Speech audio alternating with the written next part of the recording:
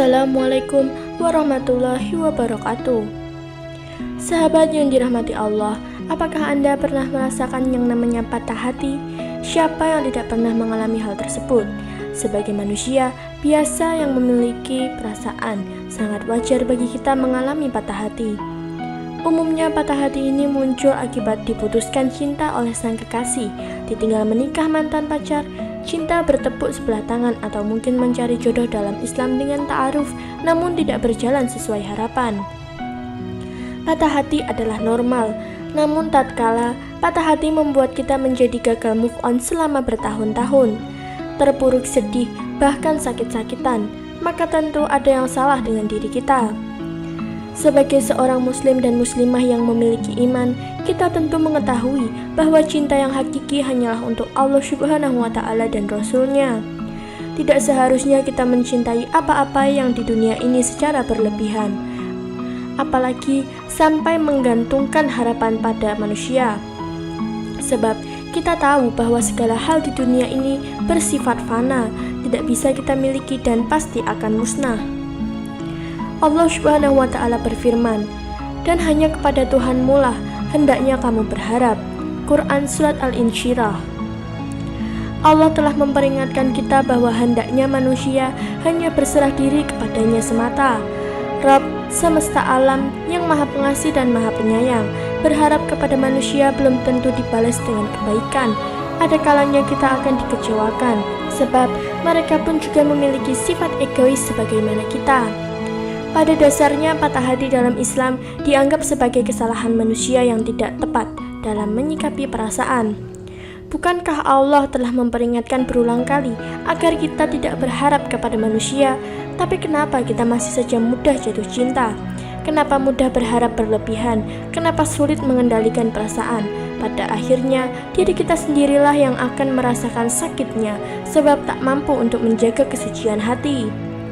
Ketika hatimu terlalu berharap kepada seseorang, maka Allah timpakan ke atas kamu pedihnya sebuah pengharapan, supaya kamu mengetahui bahwa Allah sangat mencemburui hati yang berharap selain Dia. Maka Allah menghalangimu dari perkara tersebut, agar kamu kembali berharap kepadanya. Imam Syafi'i. Mengalami patah hati memang sangat menyakitkan, terlebih lagi jika patah hati itu terjadi berulang kali. Namun demikian, kita tak perlu terlarut lama dalam duka, sebab di balik kondisi hati yang retak dan patah hati, pasti terselip hikmah yang bisa kita ambil. Yang pertama, memperingatkan kita bahwa pacaran itu salah. Dan janganlah kamu mendekati zina. Sesungguhnya zina adalah suatu perbuatan yang keji dan suatu jalan yang buruk. Quran Surat Al-Isra ayat 32. Aktivitas berpacaran sering diartikan dengan kegiatan mendekati zina. Mengapa? Karena saat berpacaran, kita akan sering berinteraksi dengan orang lain yang bukan muhrim. Bergandengan tangan, berpelukan, berciuman, telepon-teleponan, saling memuji, dan sebagainya. Pada akhirnya, bukan tidak mungkin setan akan menjerumuskan kepada perbuatan yang lebih memalukan. Sungguh zina itu termasuk dosa besar, maka dari itu pacaran tidak dianjurkan dalam Islam dan jelas haram hukumnya. Iblis menjawab, "Karena engkau telah menghukum saya tersesat, saya benar-benar akan menghalang-halangi mereka dari jalan engkau yang lurus. Kemudian saya akan mendatangi mereka dari muka dan dari belakang mereka, dari kanan dan dari kiri mereka, dan engkau tidak akan mendapati kebanyakan mereka bersyukur." Quran Surat Al-A'raf. Selanjutnya yang kedua adalah bukan jodoh. Kenapa hubungan cintaku selalu kandas di tengah jalan? Kenapa aku selalu diputuskan dan kenapa dia menolakku? Percayalah bahwa segala hal di dunia ini sudah diatur oleh Allah Subhanahu wa Ta'ala. Jika memang hubungan percintaan mengalami putus, berarti orang tersebut bukan jodoh kita. Tak perlu gelisah, karena urusan jodoh sudah ditetapkan dalam kitab Lauhul Mahfudz. Tulang rusuk tidak akan pernah tertukar. Apabila dia jodoh kita, pasti akan mendekatkan sesulit apapun jalannya. Namun bila sudah bukan jodoh, ya Allah Subhanahu wa Ta'ala akan menjauhkan, walaupun kita sudah cinta mati. Percayalah, Allah tidak akan mengambil sesuatu yang baik kecuali diganti oleh hal yang lebih baik lagi. Dan yang ketiga adalah mengajarkan kita untuk bersabar dan ikhlas. Menjalani hubungan pacaran jelas adalah dosa. Namun bagaimana bila patah hati muncul tatkala pinangan kita ditolak, atau mungkin karena paras kita kurang menawan sehingga tidak ada seorang pun yang melirik? Bersabarlah, dunia ini adalah tempatnya ujian. Dunia ini tidak selamanya. Apabila kita ditimpa musibah, sebagai mukmin sudah seharusnya kita bersabar dan ikhlas, menerima apa-apa yang ditakdirkan oleh Allah Subhanahu wa Ta'ala, dan sebaiknya jangan terlalu memaksakan takdir, apalagi sampai melakukan perbuatan maksiat. Allah Subhanahu wa Ta'ala berfirman, "Dan sungguh akan kami berikan cobaan kepadamu dengan sedikit ketakutan, kelaparan, kekurangan harta, kehilangan jiwa dan buah-buahan. Dan sampaikanlah kabar gembira kepada orang-orang yang sabar." Quran Surat Al-Baqarah. Selanjutnya yang keempat, yakni belajar untuk percaya dengan ketentuan Allah Subhanahu wa Ta'ala. Apakah begitu sulit bagi kita untuk mempercayai ketentuan Allah Ta'ala? Manusia seringkali bersifat tergesa-gesa dan tidak sabar.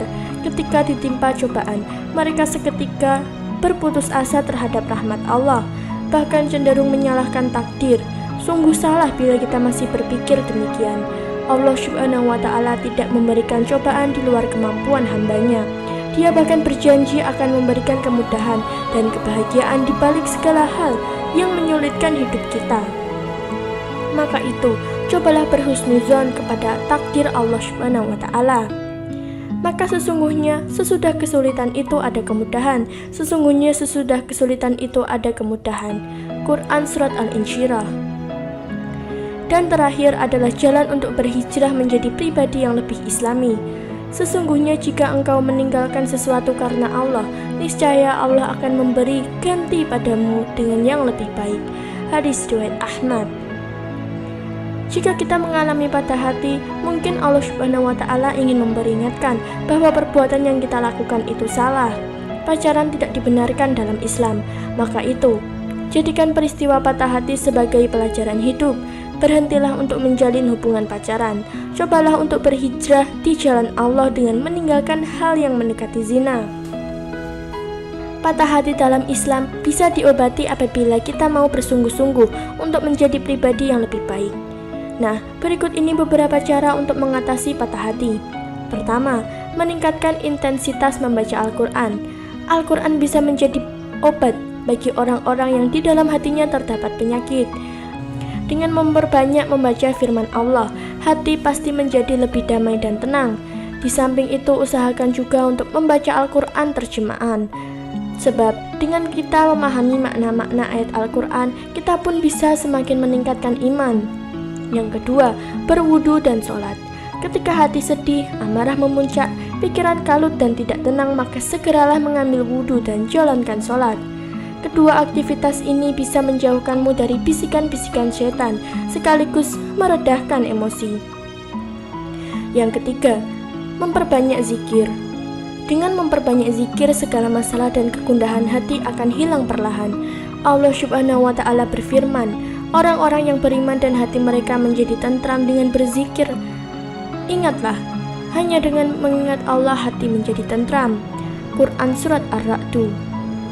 Lalu yang keempat, berkumpul di majelis-majelis taklim. Daripada menghabiskan waktu dengan menangis di kamar dan memikirkan orang yang tidak membawa manfaat untuk hidup kita, lebih baik kita menyibukkan diri dengan hal-hal yang bermanfaat. Semisal berkumpul di majelis taklim.